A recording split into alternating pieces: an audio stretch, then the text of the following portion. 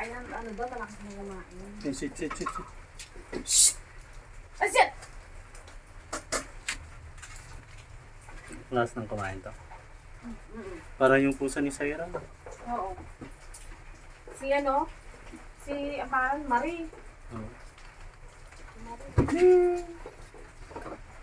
Yung ano, si parang ano, pangalan nito.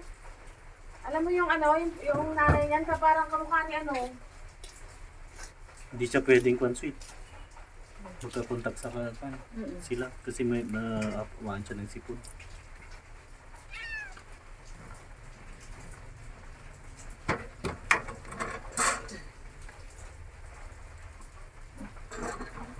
Malakas kayo kumain.